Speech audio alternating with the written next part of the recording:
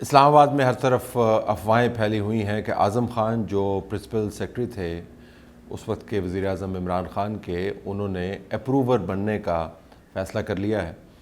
اب اگر یہ ریومرز ٹھیک ہوتی ہیں تو پھر اس کی امپلیکیشنز ہوں گے، کیونکہ ایک آدھ جگہ سے خبر نما ریومر نہیں آ رہی ہے، ریومر نما خبر نہیں آ رہی ہے، 3-4 جگہوں سے آ رہی ہے۔ عین ممکن ہے کہ سب کا سورس ایک ہی ہو، لیکن جو آؤٹ لیٹ ہے اس تمام بات چیت کا وہ کافی ڈائیورس ہے۔ اس کی امپلیکیشنز کیا ہوں گی؟ نمبر ایک تو لیگل امپلیکیشنز ہوں گی کہ اعظم خان اگر اپروور بنتا ہے پھر وہ سامنے آئے گا، پھر اس کا بیان ہوگا۔ بعض لوگ کہہ رہے ہیں پریس کانفرنس کرے گا، بعض لوگ کہہ رہے ہیں کہ ایک سمپل اپنا ایفیڈیوٹ کے اوپر بیان جمع کروا دے گا، اور اس کے بعد جب ضرورت پڑے گی تو گواہیاں دے گا۔ اس کو جسٹیفائی کرنا ہوگا کہ وہ اتنے عرصے سے غائب کیوں ہے۔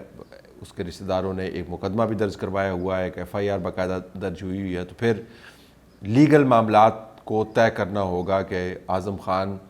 کا غائب ہو جانا اور اعظم خان کا اپروور بننا، اس کے درمیان کیا لنک ہے، اور جس قسم کا کورٹس کا موڈ ہے اس کے اندر سے ہو سکتا ہے آپ کو کچھ لیگل کمپلیکیشنز ایمرج کرتے ہوئی نظر آئیں۔ ایک تو یہ اس کی امپلیکیشن ہوگی جو ہی اعظم خان، اگر یہ افواہیں جو ہیں یہ حقیقی خبروں میں تبدیل ہوتی ہیں تو اعظم خان اگر اپروور بنتا ہے تو پھر اس کی پہلی لیگل امپلیکیشن تو یہ ہوگی۔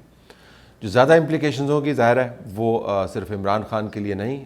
بلکہ عمران خان کی گھر والی کے لیے، بشرا بیگم کے لیے بھی ہوں گے۔ پرنسپل سیکرٹریز جو ہیں آپ کو پتہ ہو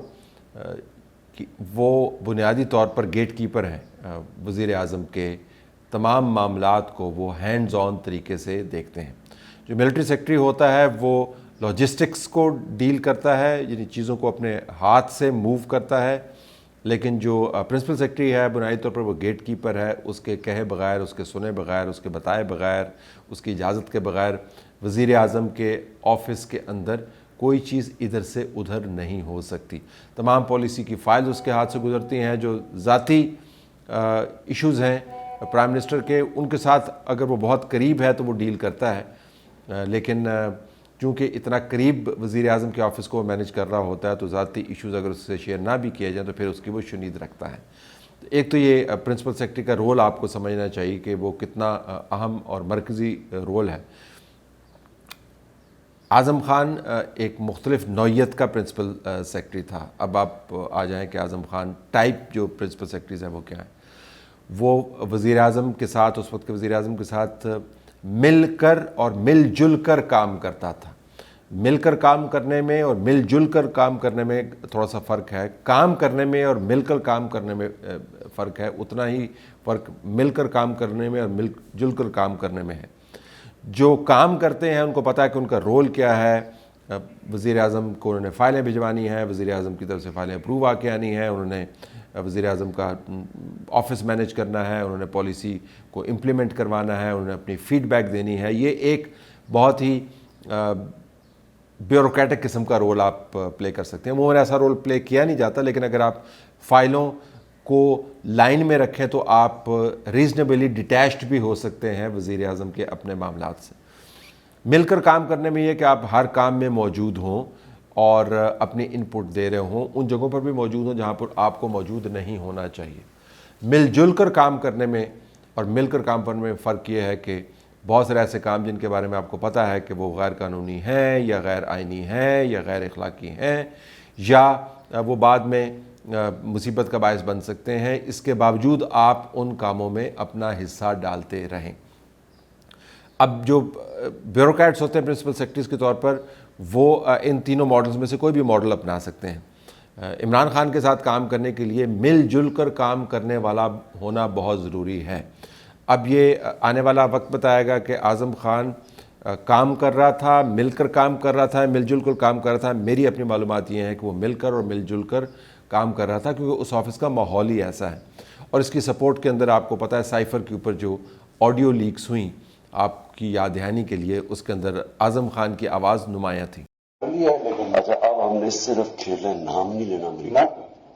بس صرف کھیلنا ہے اس کے اوپر کہ یہ ڈیٹ پہلے سے تھی۔ آج نئی جو چیز آئے گی نا کہ وہ جو لیٹر میں سوچ رہا تھا سائفر کا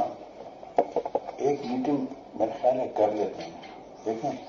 اگر آپ کو یاد ہے نا تو اس میں آخر میں اس ایمبیسڈر نے لکھا ہوا تھا کہ ڈیمانڈ ہے تو اگر ڈیمانڈ نہیں بھی دینا لیکن ایک انٹرنل میٹنگ کریں مجھے میں نے رات کو بڑا سوچا اس پر کیونکہ مجھے آپ نے کہا کہ شاید انہوں نے اٹھایا نا پھر میں نے سوچا کہ نا ہاؤ ٹو کور آل دس ایک میٹنگ کرتے شاہمود قریشی اور فارن سیکرٹری کو شاہمود قریشی کہیں گے کہ وہ لیٹر پڑھ کر سنائیں تو جو بھی سنائیں گے نا میرے پاس کاپی اور وہ نہیں بتا دیں وہ میں منٹس میں کر لوں گا کہ فارن منسٹر نے یہ چیزیں سنا فارن سیکرٹری نے یہ چیز سنا دی اس میں یہ تھا پھر اگر اس کا انالیسس کرو پھر انالیسس اپنی مرضی کے منٹ میں کر دیں گے تاکہ آفس کے ریکارڈ میں منٹ کرو انالیسس یہ ہوگا کہ یہ انڈائریکٹ تھریٹ ہے اگینسٹ ڈپلومیٹک وہ ہے ڈپلومیٹک لینگویج میں اس کو تھریٹ کہتے ہیں انہوں نے یہ کیا مسٹر کی چیزیں وہ دیکھیں منٹس تو پھر میرے ہاتھ میں ہے نا وہ تو جس طرح وہ کریں گے تو وی ول ڈرافٹ دا منٹس کس کس کو بلائیں اس میں شاہ محمود آپ میں اور سہیل بس ٹھیک ہے کل کرتے تاکہ وہ چیز ریکارڈ میں آ جائے ابھی دیکھیں آپ خود دیکھیں گے وہ کہیں گے یہ کون سا فوٹو اسٹیٹ ہے تو وہ پڑھ کر سنائیں گے تو ایگزیکٹ نوٹ کریں گے میں پر سہم اسی میں کاپی کر لوں گا آرام سے تو وہ آن ریکارڈ آ جائے گی یہ چیز نہیں ہے اور فون سب کو سنائیں تاکہ وہ نہ ہو پولیٹیکل وہ چل رہا ہے تاکہ بیوروکریٹک لیول پر ایک چیز آئے نہیں تو وہ اس نے تو لکھا ہے امبیسڈر نے ہمارے پاس تو کاپی نہیں ہے نا یہ کس طرح انہوں نے بتا دیا یہاں سے اٹھی جس نے اٹھائی اس کے علاوہ جو بڑے بڑے معاملات اس آفس کے ذریعے طے ہوتے رہے اس کے اندر بھی پرنسپل سیکرٹری کا جو آفس ہے وہ استعمال ہوتا رہا اگر آپ جھگڑے اٹھا کے دیکھ لیں فردوس عاشق اوان کا جھگڑا اٹھا کے دیکھ لیں جہانگیر خان ترین کا جھگڑا اٹھا کے دیکھ لیں منسٹرز کے معاملات دیکھ لیں تو اعظم خان ایک آپ کو کی ایکٹر کے طور پر نظر آتا ہے جس سے مراد یہ ہے کہ بہت کچھ جو وہاں پر ہو رہا تھا اس کے اندر اعظم خان کی اپنی ان پٹ ممکنہ طور پر ہو سکتی ہے اور اگر اس کی ان پٹ ہے تو اس کی طرف سے جو بھی ان پٹ آئے گی اپروور کی صورت میں آئے یا بیان کی صورت میں ہے اگر یہ خبریں درست ثابت ہوتی ہیں تو اس کی اہمیت بہت زیادہ ہوگی وہ آئی وٹنس ہے ان تمام کاموں کا جو پرائم منسٹر ہاؤس میں اس وقت ہوئے دوسرا جو زاویہ یہ ہے کہ ذاتی زندگی کے اندر آپ کتنا انوالو ہو سکتے ہیں بشرا بیگم کے جو معاملات ہیں وہ کافی گھبیر قسم کے معاملات ہیں فی الحال تو وہ عدالتوں کے چکر لگاتی ہے اور ظاہر ہے عمران خان کی بیوی ہونے کے ناطے اس نے ایک سیاسی طور پر اس کے پاس ایک چادر بھی موجود ہے تحفظ کی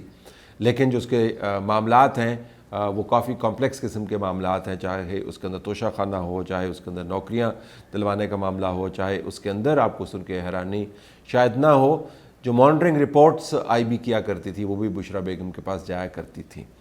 تو یہ بھی دیکھنا ہوگا کہ بشرا بی بی سے متعلق جو معلومات ہیں وہ کس حد تک اعظم خان کے پاس موجود ہیں یا اگر وہ اپروور بنتا ہے اگر یہ خبر درست اگر یہ خبر بنتی ہے ریمر خبر بنتی ہے تو اس کے اندر یہ ایشو کتنا عام ہوگا پھر شہزاد اکبر اور ملک ریاض کے ساتھ جو معاملات ہیں اکاؤنٹیبلٹی کے جتنے ایشوز ہیں نیب کے جتنے ایشوز ہیں پولیس مینجمنٹ کے جتنے ایشوز ہیں لوگوں کے ساتھ عمران خان کے اوپنرز کو ڈیل کرنے کے جتنے ایشوز ہیں خیبر پختونخوا کے اندر جو ایک نہیں دو نہیں درجنوں بڑے بڑے سکینڈلز ہیں اس کا بھی براہ راست تعلق اعظم خان بطور پرنسپل سیکرٹری ان کے ساتھ جوڑا جا سکتا ہے اگر آپ ان تمام چیزوں کو دیکھیں تو اگر اعظم خان آ کے بیان دیتا ہے تو اعظم خان کا بیان بہت بھاری بھرکم بیان ہو سکتا ہے کیونکہ جس طرح میں نے آپ کو بتایا اس کے کام کی نوعیت اس کے کام کا میتھڈ اس کے کام کی امپلیکیشنز وہ بہت زیادہ تھی اور جب آپ ایسے انیشیٹوز کے اندر کم از کم آوازوں کی حد تک سنے جا سکتے ہیں جو بہت سنسنی خیز قسم کے سکینڈلز میں تبدیل ہوتے ہیں جس کے اندر سے ایک میں نے سکینڈل کا ذکر کیا سائفر کا تو پھر آپ اندازہ کر سکتے ہیں کہ کتنے گہرے تعلقات تھے تو اب دیکھتے ہیں کہ اسلام آباد کے اندر یہ گھومنے پھرنے والی جو افواہیں ہیں یہ خبر میں تبدیل ہوتی ہیں یا نہیں ہوتی اعظم خان بہرحال اس وقت غائب ہے اور اگر غائب ہونے کے بعد وہ سامنے آ کر عمران خان کے بارے میں بیانات اگر دیتا ہے اور بہت سارے کیسز جس کے اندر عمران خان پھنسے ہوئے ہیں ان کے اوپر مزید معلومات فراہم کرتا ہے تو وہ عمران خان کے لیے حقیقت میں لمحہ فکریہ ہوگا